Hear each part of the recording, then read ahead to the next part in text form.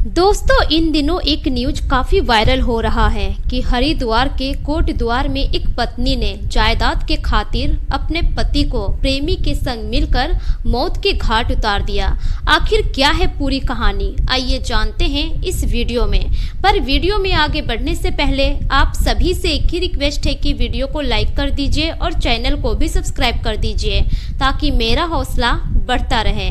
दोस्तों, मेरा नाम है तबस्सुम खातून और आप सभी का मेरे चैनल पर स्वागत है। दोस्तों, एक व्यक्ति जिनका नाम होता है रविंद्र कुमार, वो नई दिल्ली के वसंत कुंज इलाके में रहा करते थे। उनकी उम्र लगभग 56 साल की थी। उनकी शादीशुदा जिंदगी काफी अच्छी खासी चल रही थी। धीरे धीरे ऐसा ही समय गुजरता है, लेकिन साल 2007 में उनकी बीवी से मनमुटाव के कारण उनका तलाक हो जाता है। तलाक के बाद वो अपनी बीवी से अलग हो जाते हैं और अपनी जिंदगी तन्हाई में ही गुजारने लगते हैं। तलाक के बाद रविंद्र कुमार दिल्ली से हरिद्वार चले जाते हैं और वहीं पर जाकर रहने लगते हैं। अब हरिद्वार में ही उनकी मुलाकात होती है एक लड़की से जिसका नाम होता है रीना सिंधु। रीना सिंधु रविंद्र कुमार से लगभग 20 साल की छोटी होती है। देखने में बेहद खूबसूरत और हसीन होती है। दोनों में अच्छी खासी दोस्ती हो जाती है और उन दोनों की दोस्ती कब प्यार में बदल जाती है दोनों को पता ही नहीं चलता है और साल 2011 में दोनों शादी कर लेते हैं। रविंद्र कुमार के पास दिल्ली और हरियाणा में करोड़ों की प्रॉपर्टी होती है। उन सभी प्रॉपर्टी को बेचकर वो मुरादाबाद में एक आलीशान अपना मकान बनवाते हैं, जिस मकान की कीमत लगभग 3 करोड़ के लगभग होती है। अब रविंद्र कुमार अपनी पत्नी रीना सिंधु के साथ मुरादाबाद के ही घर में शिफ्ट हो जाते हैं और वहीं पर अपनी जिंदगी बिताने लगते हैं। कुछ समय के बाद जो रीना सिंधु होती है वो अपने ही घर में फिजियोथेरेपी सेंटर खोलती है।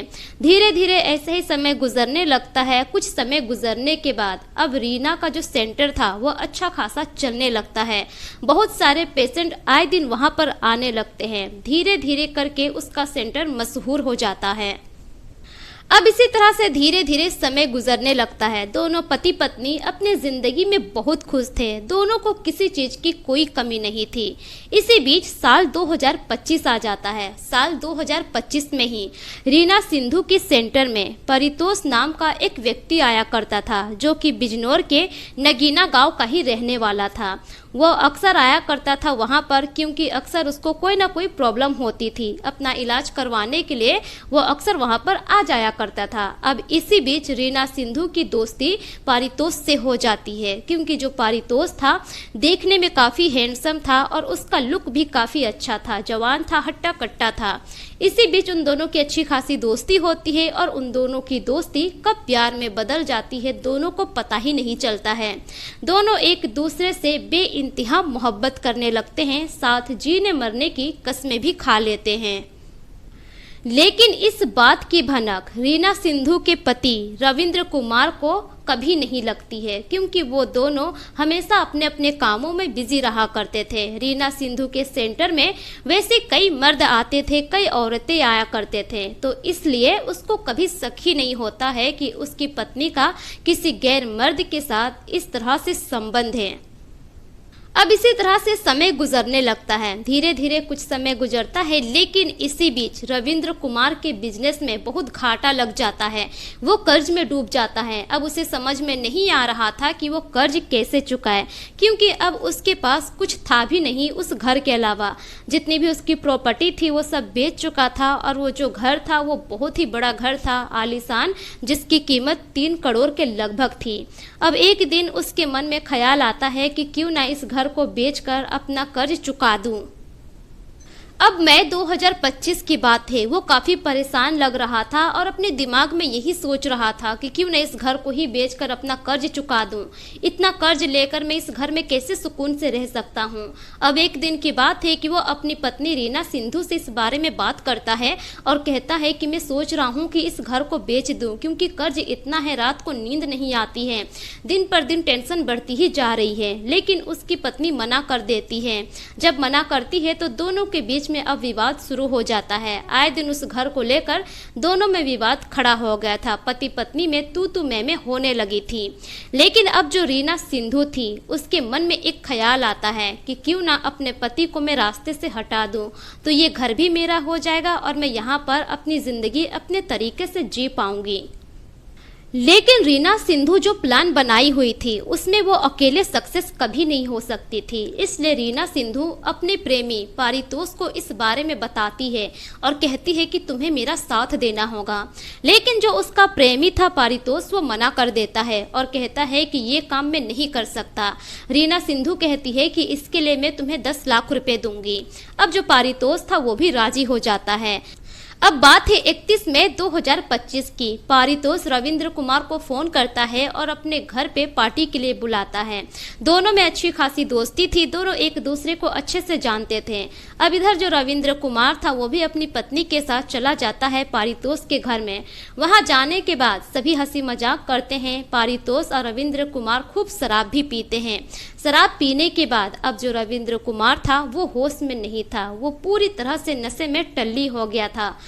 जब पारितोष देखता है कि रविंद्र कुमार नशे में टल्ली है, वो अपने होश में भी नहीं है, तभी पारितोष एक फावड़े की सहायता से उसको मार देता है। उसकी पत्नी वहीं पर होती है और सब तमाशा देख रही होती है। उसके बाद वो दोनों मिलकर लाश को SUV 500 में डालकर रामनगर की तरफ ले जाते हैं। लेकिन वहां पर लोगों की चहल पहल होती है, उन लोगों को मौका नहीं मिलता है लाश को फेंकने का। अब गाड़ी उधर से ही घुमाकर वो लोग कोट द्वार पहुंच जाते हैं। कोट द्वार पहुंचने के बाद लाश को सड़क किनारे ही फेंककर वो लोग वहां से निकल जाते हैं और उसके अगले ही दिन गाड़ी को नोएडा के एक चौराहे पर खड़ा कर देते हैं और दोनों वहां से फरार हो जाते हैं। धीरे धीरे ऐसे ही समय गुजरता है। 5 जून 2025 को पुलिस वालों को खबर मिलती है कि सड़क किनारे एक लाश पड़ी हुई है। पुलिस वाले उसी वक्त अपने टीम के साथ वहां पर पहुंचती है, लाश को वहां से बरामद करती है। पुलिस वाले जब जानकारी जुटाते हैं तो पता चलता है कि यह लाश रविंद्र कुमार नामक व्यक्ति का है और ये भी पता करते हैं कि ये रहने वाले हैं दिल्ली के वसंत कुंज इलाके के। पुलिस की टीम रविंद्र कुमार के घर नई दिल्ली पहुंचती है। वहां पहुंचने के बाद अब पुलिस वाले मिलते हैं रविंद्र कुमार के भाई राजेश कुमार से। राजेश कुमार से बातचीत के दौरान अब जो राजेश कुमार था वो बताता है कि सर, मेरा शक मेरी भाभी रीना सिंधु पर ही जा रहा है, क्योंकि उसका चरित्र पहले से ही मुझे सही नहीं लग रहा था। अब जो पुलिस वाले थे वो अपना जांच शुरू कर देते हैं। जांच के दौरान पुलिस वाले उसी एरिया में जाते हैं जहां से लाश की बरामद होती है। उस एरिया में जितने भी CCTV कैमरे लगे हुए थे सभी को पुलिस वाले खंगालते हैं। खंगालने के दौरान पुलिस वाले देखते हैं कि SUV 500 कार उस इलाके में कई बार आना जाना किया हुआ है। पुलिस वालों का शक सारा चला जाता है रीना सिंधु पर ही, क्योंकि जो रविंद्र कुमार का भाई था उस गाड़ी के बारे में पहले ही बताया हुआ था। पुलिस वाले अब रीना सिंधु और उसके प्रेमी को पकड़ने के लिए सारी कोशिश करने लगते हैं। आखिर में पुलिस वाले रीना सिंधु और उसके प्रेमी पारितोष को अपने हिरासत में ले लेते हैं। थाने लेकर आने के बाद उन दोनों से पूछताछ किया जाता है।